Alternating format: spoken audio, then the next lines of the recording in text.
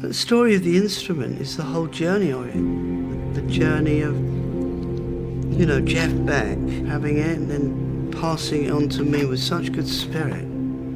It's got a lot of love in that, in that gesture of giving it to me. And the journey of it through the Yardbirds, how it was used on the first Led Zeppelin album. It's its journey all the way through here today. And obviously it's enjoyed the experience of being restored back to its true beauty, and that we've actually been able to sort of clone it. I think we'll see a lot of cloning in the future. But certainly you won't see me clone, but you'll see the guitar clone right now.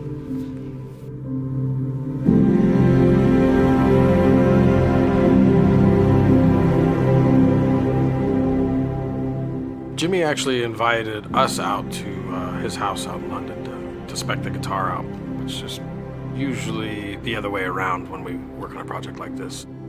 As I'm taking the guitar apart, I realize it's kind of an oddball. We're calling it a 1959. The date stamp on the neck is February of 1958, which is a very early version with the rosewood board on it, so we haven't seen very many of those. But in 59, they had done a top load only without the option to string through, and this actually had both. So it's hard to say whether it was an early production guitar of the 59 that made its way to Europe, or it was a parts caster that got assembled after the fact with leftover parts. So, and everything, any of the telltale signs in the body had been erased or sanded away during the stripping process. The wood grain, being that it's a natural finish on the guitar, very unique and important for me to try to nail. Luckily enough, because we're in the business of making a lot of ash body Telecasters, I had access to hundreds of thousands of board feet of ash. And then I actually went down and made a clear plastic template with grain pattern lines in it. And I was able to kind of line it up until all the stars aligned properly, and then I was able to cut out the piece of wood that I needed. I felt like it really needed to have that grain pattern to replicate the vibe of the guitar and what it is, and by rights it deserves it. Most people are going to say, well, why didn't you just do the dragon? That's what everybody wants, because that's not the whole story. We wanted to capture the whole story, and the reflection is part of that story. In the 60s, sort of mirrors were employed quite a lot. Employed in fashion on dresses and jackets and things like that. I just wanted to customize it somewhat, and it was quite fun to be able to angle the light that was being reflected from it. So as the guitar evolved, so did Jimmy's career. As the Dragon is born, he moves in, and Led Zeppelin is born as well. So it's a pivotal moment with the guitar and the music. The whole idea of it was to bring an extra life into it, an extra identity into it. The whole of the Dragon artwork, it starts off, I don't do a sort of a pre-run of it. I've got a stripped guitar and I've got the paints, and I know exactly what sort of paints I want to use because I've already bought them. And I've got pretty good control over my hands, so I'll try something which is a bit more ambitious here, a bit more ambitious there. If you put colour opposites together, then they sort of vibrate. I wanted to use sort of poster paint, which was used in the production of those psychedelic posters. Jimmy did all the hard work by taking care of the paint samples, because only he seems to know what the actual colors were and the vibrant hues that they were. I realized very quickly that it was spot on, the colors were spot on, so he made my life really easy by doing all the legwork with matching the colors. And then the use of the seventh element that goes into it. The clear pickguard would actually make colours come from that as well, which would actually give sort of like oil slick colours to it, rainbow colours. So it becomes quite a psychedelic guitar, and that's just absolutely what the idea of it is. Jimmy had somebody make him a clear plastic guard that covered an additional, 20% of the body. And it extends beyond the bridge towards the butt of the guitar. The plastic is to protect the film was to reflect the light.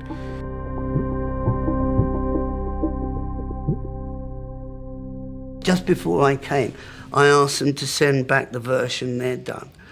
And it arrived, and I opened up the thing and looked, oh my goodness gracious.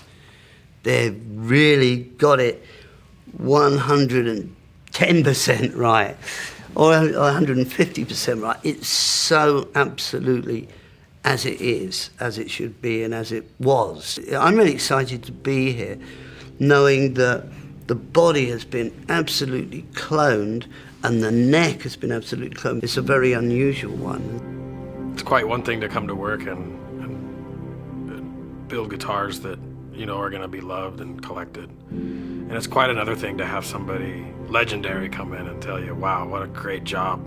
It's tough to put into words how it makes you feel when, you know, this is my job, and yet it's still really, really exciting and kind of mind-blowing to be able to work with somebody of this caliber. Oh, I just really appreciate the time and dedication that the people here put into doing it and getting it right, because I mean it is a great project, but everyone's really pulled into it. That was what my idea was, to be able to have this guitar so that it would travel beyond what it originally was, as part of my ownership, if you like, that it could then travel and other people could have it, and there'd be an addition which would be more available as well for people. So yeah, of course, yeah. I mean, the guitar's more important than I am at this point. It's true.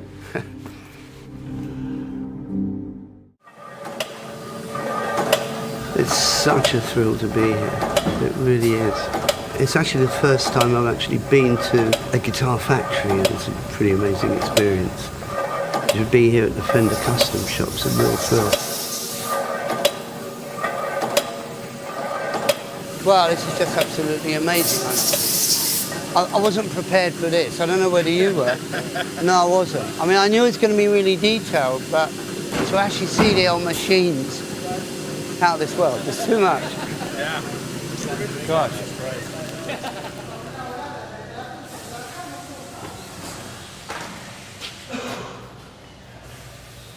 Sorry, I just... Do you mind if I just have a look at that poster? Oh, wow.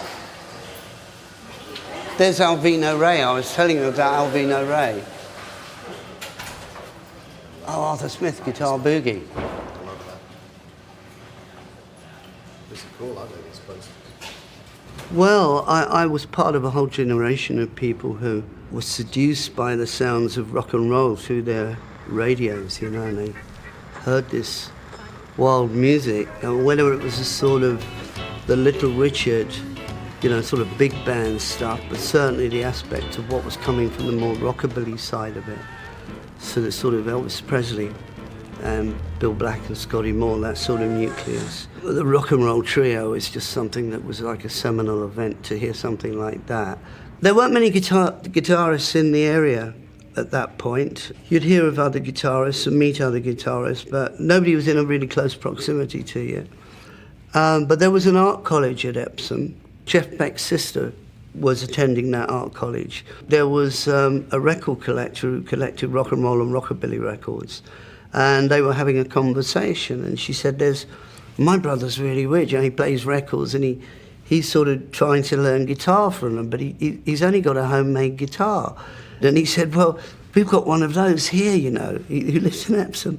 Well, I think they cooked it up. Maybe we should get these two together. And there was a knock on the door, and there was Jeff's sister, and there was Jeff holding his homemade guitar, and we just bonded immediately. But curiously enough, I get sort of headhunted to play on sessions, and it was a very sort of very interesting sort of time, really, because I would go into the session lineup with these guys who were considerably older than I was. I mean, a good 7 years older would be the youngest one. Okay, so I was a studio musician, and I'd done sessions for this fellow called George Ogomelski, who actually was the manager of the Yardbirds, and he'd asked me to join the Yardbirds at one point. I didn't feel very comfortable about it because I knew Eric didn't know, and I said no. And then it came up another time, and by that time I was a producer. I'd worked my way up. Being a studio musician, I took it on board as almost like an apprenticeship because I wanted to learn from the recording engineers for certain techniques. I really wanted to learn how things were done. By this time I could read music, which meant that I could write it and do arrangements. And then I was producing as well, so I was in a really good sort of zone. And when I had this second request to join, I said, well, I know somebody who'd be really good for this, and it's Jeff Beck. And of course he went in there and did some amazing work with the Yardbirds. I mean, yeah, absolutely amazing. Out of this world then, and is out of this world now. It's just fabulous. So what happens as a result of this, Jeff being in the Yardbirds, I'm still living with my parents at the time in Epsom. And I hear this sort of car roar up. And I thought, what's that? I didn't know it was a car. I just heard this thing roaring up. And I looked out the window and I saw that there was a Corvette Stingray outside. And there's somebody's getting out. Of course, it's Jeff. And Jeff's coming out and he's holding this guitar and he's come to have a play, you know. And he knocks on the door and I say, come in, Jeff, you know. And he's saying about that they'd just done a sort of a new deal, and he bought the Stingray with it. He said, here, this is yours. And he gave me the Telecaster that he'd been using. He said, this is for yours for getting me in the Yardbirds. Well, obviously I was really moved. I mean, you know, it's got a lot of love in that, in that gesture of giving it to me. I happened to be with Jeff one night at a concert where there was a bit of a fuss on the stage, and Keith Ralph, he was really sort of shouting at the audience, what could only be described as a punk performance. It was fantastic, actually. And I went to the dressing room to congratulate him. There's this massive row going on, and Paul Samuel-Smith, the bass player, quit the band, and he was trying to get the drummer to go as well, and he said, no, I'm going to stay. And he stormed off. It was a pretty odd situation to have to sort of witness. But we've got the Marquee coming up on one Thursday or whatever it was. This is a weekend thing. I said, well, I'll play then. Because he'd left his bass behind, he just quit. Jeff and I had spoken before about playing together, and so here was an opportunity to do it. But I started off on bass and then quickly recruited Chris Dreyer to take over the bass so I could do this sort of guitar stuff with Jeff. So it's a bit of mix and matching in the early days. But then Jeff sort of left the band, and that was a complete surprise. The 5 Yardbirds became 4, and so I started playing the Telecaster in that role. I got to the point where I wanted to consecrate this guitar and really make it my own. Being there in the Yardbirds, I was having to build my own identity within that group, and to make it feel like my own instrument, I sort of started putting mirrors on it so that would be quite interesting in the light, so you could use it in an optical way with the lights and shine the mirrors on people while you were playing. It was something that then became quite kinetic as well. And then I had the idea that I'd want to actually have a complete consecration of it and strip it and paint it. So the whole of the dragon artwork, that was the overall idea of approaching it, and I wanted to use sort of poster paint, which was used in the production of those psychedelic posters.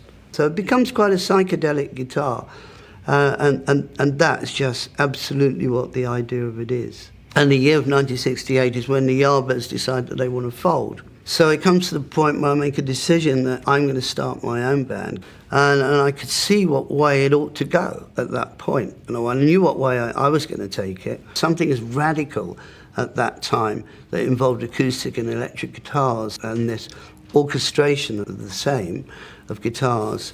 We have a rehearsal in London, and then I get them to my house to rehearse everything that we're going to need for a set and everything that we're going to need for Led Zeppelin 1. So when we went in the studio, we were going in on the downtime of the studio. First one's in at 11 o'clock at night, then the next one's at 10 o'clock at night, and, you know, it's like definitely the downtime. And we were sort of going in, but collectively, the whole album is done in 30 hours. And the Telecaster is employed all the way through that album. And it's just a little small amp that I'm using, and the overdrive box, and a wah-wah pedal at times. But it just goes to show the versatility of the Telecaster and what could be achieved with the minimal amount of equipment. It's 1969 or 1970. I go on tour and I leave my Telecaster behind with somebody who was who made ceramics and was also a bit of an artist. And he was going to look after my house. So I went off and did the tour, and the tour was absolutely amazing. So I came back home, and he said, "Oh, I've got a present for you." And I said, "Oh, what's that?" And I figured it was going to be a bit of ceramics. He said, "The guitar." So I looked at the guitar, and I didn't for one moment think it was mine, because it was a Telecaster, and it had been painted with all these modulating lines with very earthy colours all over it. And I said, "Yeah, where's my guitar?" He said, "Oh no, that's it, that's my present. I repainted your guitar for you."